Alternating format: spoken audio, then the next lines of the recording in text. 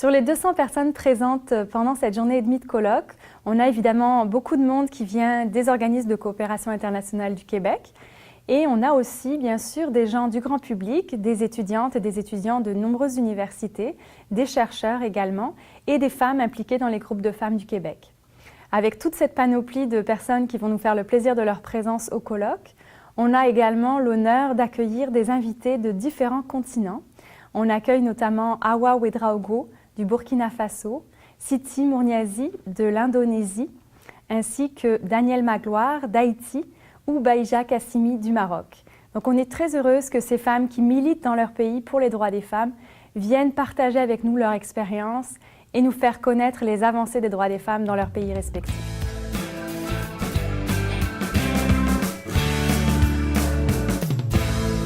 Mon nom c'est Danielle Magloire, je suis une féministe.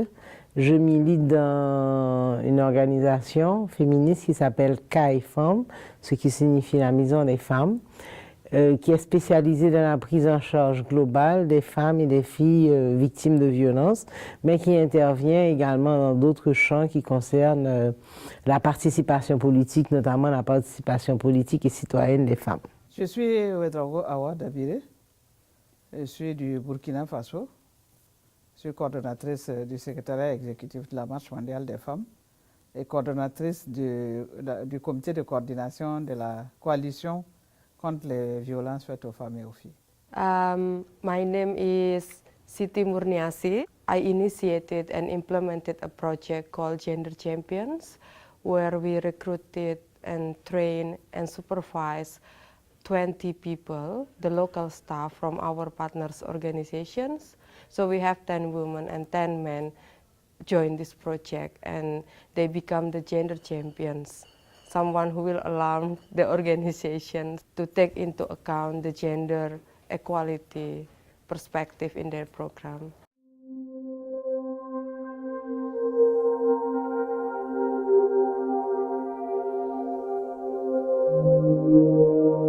Dans le cas d'Haïti, par exemple, les droits sexuels et reproductifs qui ne sont pas encore complètement acquis, c'est quelque chose parce que nous avons trop de gens qui meurent dans des avortements mal pratiqués. Nous, on le pose comme problème de santé publique, puisque l'accès à la contraception n'est pas suffisamment garanti et qu'en cas de viol, ce n'est pas acceptable que des gamines qui aient 10 ans soient obligées de porter à terme des grossesses suite à un viol, avec tout ce que ça veut dire comme traumatisme et combien c'est horrible. Donc nous, c'est des problèmes qu'on pose sérieusement. Et puis la présence dans les espaces politiques, qui est nettement insuffisante et qui ne correspond pas à la présence dans l'espace public des Haïtiennes. Elles sont totalement présentes dans l'espace public, mais dans les postes de pouvoir et de décision, elles sont absentes. Nous travaillons sur les changements de mentalité et les changements de mentalité, ça prend du temps. Donc je pense qu'il faut quand même valoriser les acquis et avant de tendre vers plus loin. C'est mieux de faire un pas après l'autre plutôt que de vouloir avancer des 2 pieds parce qu'on n'avancera jamais. Et donc les avancées que nous avons eues en termes de loi, moi je trouve ça formidable, même si nous avons encore le défi de travailler à l'application de ces lois. Les avancées que nous avons en termes d'organisation des femmes à travers les réseaux et les collectifs, ça aussi c'est une avancée parce qu'il y a déjà quelques années, les femmes préféraient travailler de façon individuelle dans leurs organisations de base. Aujourd'hui, tout le monde a compris que l'union fait la force. Et je pense que ça c'est une grande avancée pour les femmes du Burkina. Gender equality is not war between men and women. I found out that sometimes there is a resistance both from women or from the men about the gender equality. They thought that this is something coming from far away and this, people can easily become resistant to that. And this is not only from the men but also from the woman itself. The barrier sometimes is coming from the religious interpretation, not the religion itself, but the interpretation.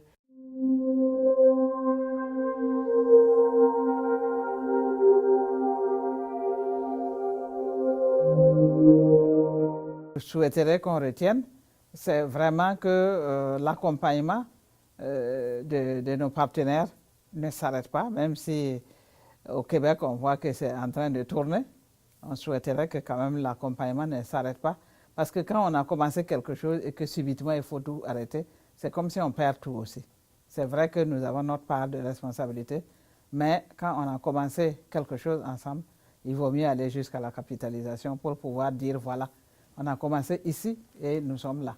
Le Québec, vraiment, c'est une région du monde où il y a eu beaucoup de progrès sur les droits des femmes. L'égalité homme-femme est bien reconnue, mais il est un fait qu'il suffit de regarder l'espace politique pour voir quand même le déséquilibre homme-femme. On voit ça dans tous les espaces de pouvoir qui ne sont pas du pouvoir politique, par exemple. Tout ce qu'on considère qu'il y a de la renommée, l'université, eh bien, on voit les disparités. Donc, c'est ce type de lutte qui est énormément à mener. I was surprised when I entered to the room and suddenly I found that everyone is just women in the room. I was a little bit disappointed because from my experience, you know, the involvement of men is really make huge difference. Like when we have a workshop, men and women together, we have a live discussion between men and women. And this helped them to understand each other. Moi, c'est la chose principale que j'ai à dire aux femmes d'ici. Prenez soin de vous en vous occupant de votre contexte, parce que les reculs démocratiques, eh bien, ils sont là, et on voit que dans beaucoup de pays occidentaux, eh bien, comment beaucoup de choses qu'on croyait acquises, eh bien, elles ne sont pas acquises une fois pour toutes, elles sont actuellement questionnées. Donc, un des meilleurs moyens de nous aider, c'est de continuer à se préserver, à préserver la démocratie dans les pays occidentaux, de telle sorte à pouvoir mieux dialoguer avec les pays du Sud, qui sont également dans cette mobilisation pour la construction démocratique. Nous repartons de ce panel avec l'énergie contagieuse de ces 4 invités qui nous témoignent la militance de pays aussi divers que le Burkina Faso, l'Indonésie, le Maroc ou Haïti. Je crois que ces femmes ce soir ont su partager avec nous leurs fibres militantes, leurs espoirs pour l'avenir, et elles font beaucoup pour leur pays, et je pense qu'on est très heureuse de les avoir entendues, et ça nous renforce dans nos propres luttes de savoir que partout sur la planète il y a des femmes qui se battent pour faire avancer la cause de tous.